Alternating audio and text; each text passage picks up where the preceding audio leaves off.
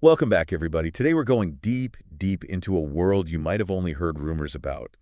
The dark side of the art world. Yeah, the shadowy world of stolen antiquities, smuggling rings, Oh, yeah. a global chase to get history back from the black market. Exactly. And we've got a lot to cover today from a bunch of different angles. We do. We're going to be drawing from some legal analysis from Norton Rose Fulbright, some incredible insights from Homeland Security Oh investigations, yeah, they've got a lot to say. and even some academic courses on antiquities trafficking. Fascinating stuff. So to kick us off, just to set the stage, we're talking about a problem so huge that they're describing looted archaeological sites in Iraq and Syria as lunar landscapes, Wow, just completely stripped bare. it's a pretty bleak picture of just how bad this has gotten. Yeah, so before we get into all the cloak and dagger stuff, Yeah. we need to know exactly what we're dealing with. Yeah, what are we talking about here? We're talking about theft, smuggling, illegal trade, this pipeline that takes these priceless artifacts from where they belong and feeds them into this shadowy market. Yeah, so is it all about money, or is there something more going on? Well, it's definitely a mix, right? I mean, there's the obvious draw of profit. I mean, these objects can go for astronomical prices. Oh, yeah. There's also about, having a piece of history, Hmm. a tangible link to the past. Yeah. Some collectors are driven by this desire to own something unique, something significant. So if a collector buys stolen artifacts knowing that they're stolen, I mean, isn't that basically a form of cultural vandalism? Oh, absolutely. You're contributing to the destruction of archaeological sites. You're taking things out of context. Yeah. And it's not just individuals. Organized crime is all over this trade. Really? Oh, yeah. They see it as a way to make money, obviously, but also to move money across borders, Mm-hmm. launder money, maybe even fund terrorism. Terrorism. Yeah, the UN Security Council has even acknowledged this link. Wow. The report we looked at from Norton Rose Fulbright specifically talked about how this market can be used by people financing terrorism to kind of hide where their money's coming from. So we're not just talking about rich collectors, we're Wow. talking about criminal networks taking advantage of cultural heritage. Exactly. And the Norton Rose Fulbright report points out that this type of crime is actually relatively low risk compared to other criminal activities. Huh. The penalties are often less severe, and the art market itself hasn't been great historically about really verifying the origins of these pieces. So you could buy something online thinking you're getting a great deal and actually be funding a huge criminal enterprise. Yeah, that's the unfortunate reality. Wow. Which is why it's so important to be aware. Understanding the problem is the first step to fighting it.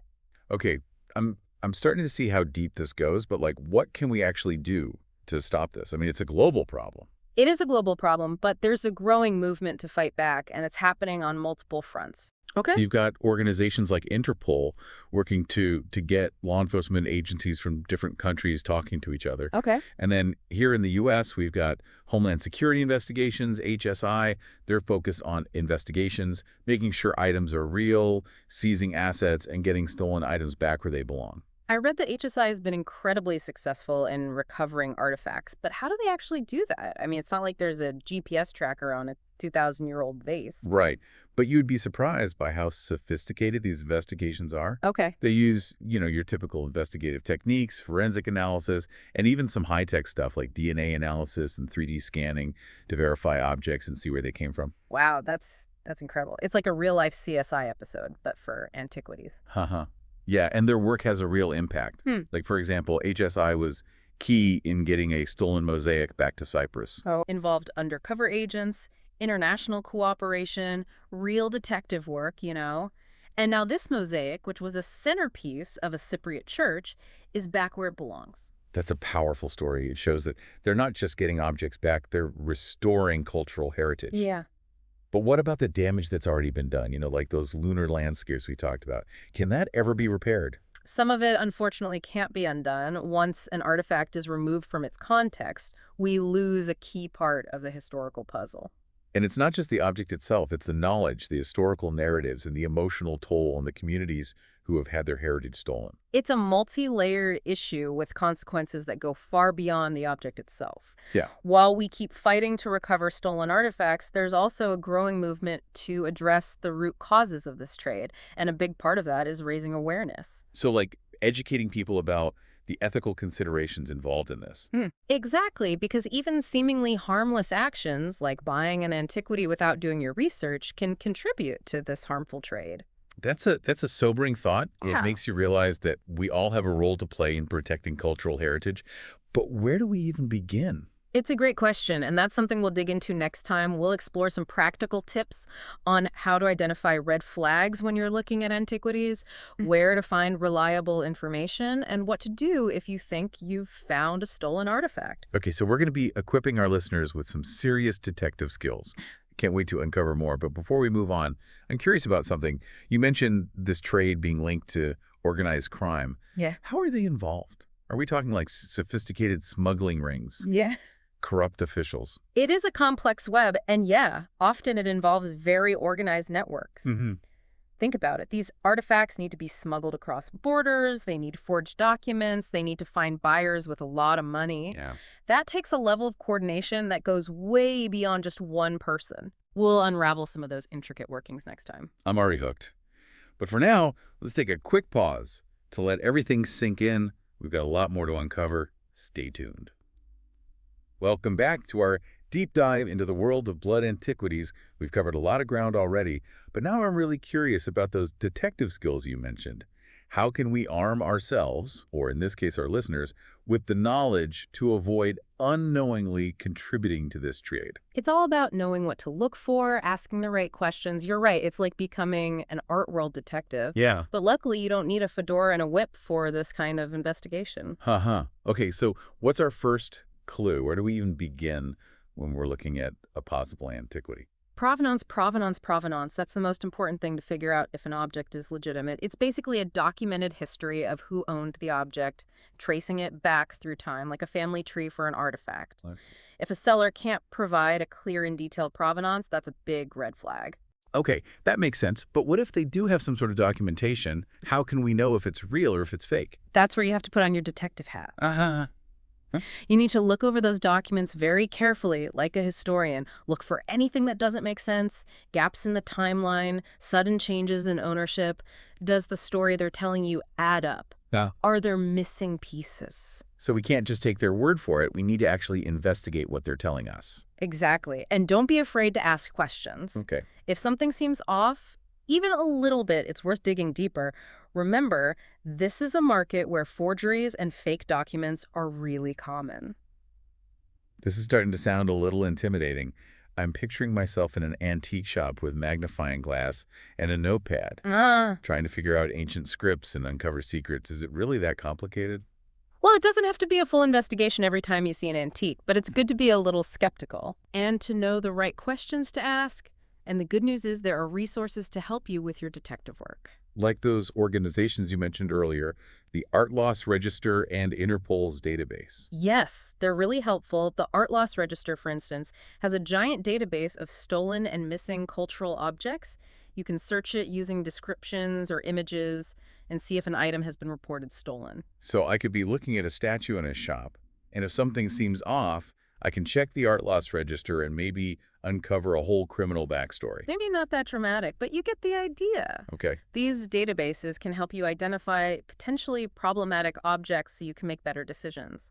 You also mentioned that price could be a red flag. Can you tell us more about that? Of course, if an antiquity seems much cheaper than you'd expect for something similar, that should raise a red flag.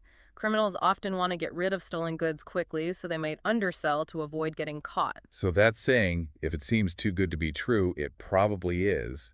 Applies here, too. Absolutely, and be wary of sellers who are pushy or trying to pressure you into buying something quickly.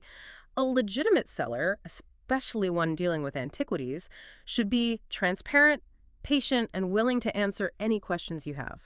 It's starting to make sense. We need to be just as careful buying antiquities as we would with any big purchase. Do our research, ask questions, and trust our gut. Exactly. But what if we're still not sure?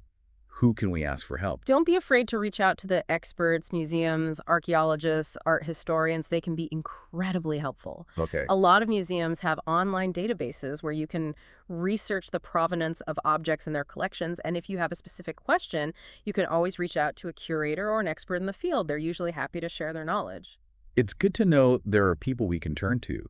But even when people do their due diligence, stolen artifacts still end up in museums or private collections. What happens then? How do we fix those mistakes? That's where we get into the very complex world of repatriation. It's about returning stolen cultural objects to their countries of origin, and it's an essential part of dealing with the legacy of this trade, but it's rarely simple. It involves legal battles, political negotiations, and very deeply held beliefs about ownership and cultural heritage. We talked about the 1970 UNESCO Convention, which says illegally exported cultural property should be returned, but even with that agreement, repatriation is a lot more complicated. Yes, every case is different, each with its own historical context, legal precedents, and the opinions of everyone involved. There's no one solution that fits every situation. So what are some of the biggest challenges when it comes to repatriation? One of the most basic hurdles is the question of ownership. Who has the right to possess and display these objects?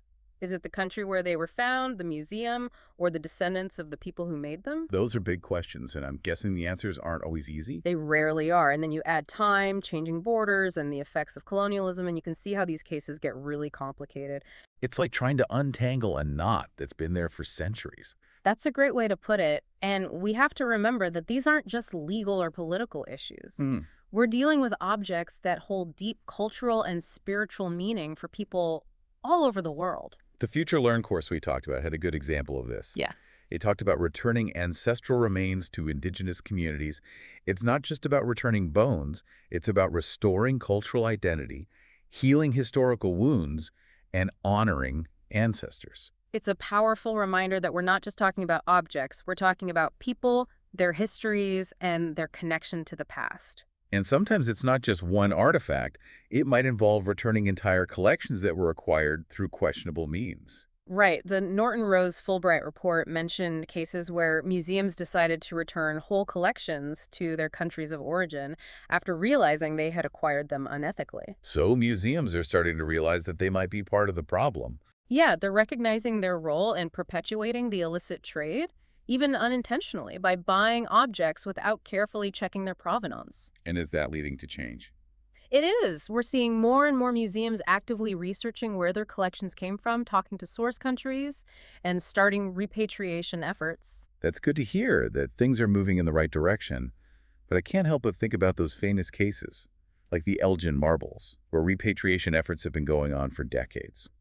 The Elgin marbles are a perfect example of how difficult these cases can be. The sculptures, which were taken from the Parthenon in Greece and are now in the British Museum, have been the subject of debate for a long time. It's a case where history, national pride, and different ideas about cultural heritage all clash.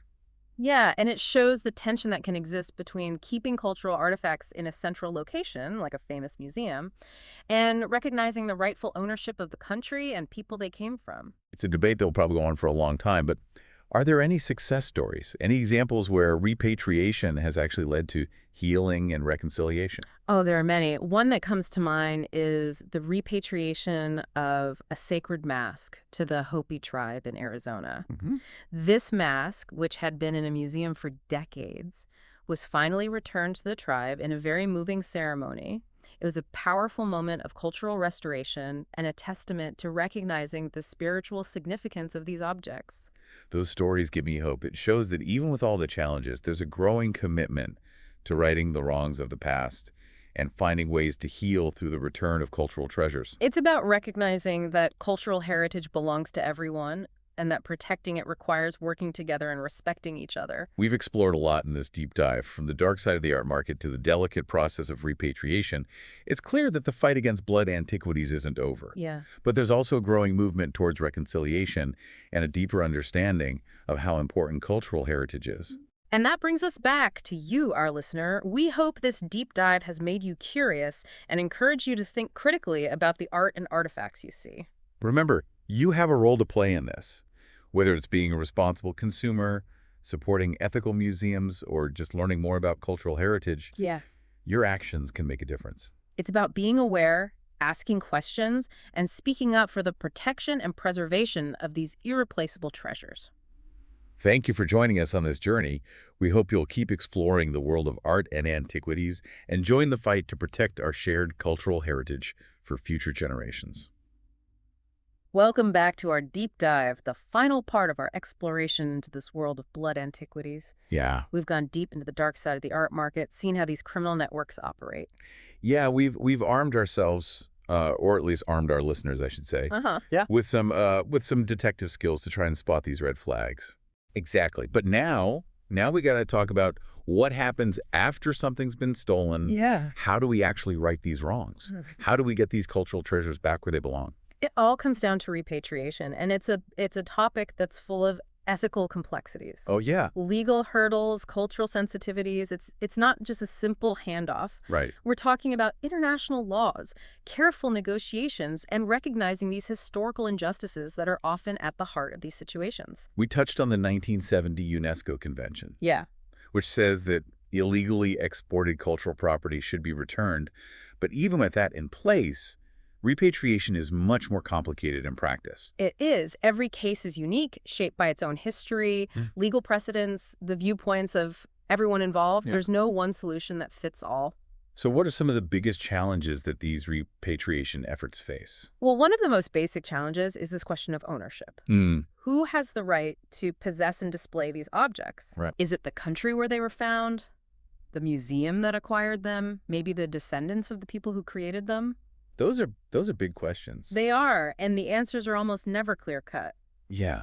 And you layer on top of that all this time that has passed, borders changing, and the legacy of colonialism. It's a lot. It really complicates things. It does. It's like untangling a knot that's been tied for centuries. Yeah, a really old knot. Yeah, exactly. And it's crucial to remember that these aren't just legal or political issues. Yeah. We're talking about objects that hold immense cultural and spiritual significance for communities all over the world. That Future Learn course we talked about, it had a really good example of this. Oh, yeah. It talked about the repatriation of ancestral remains to indigenous communities. Mm-hmm.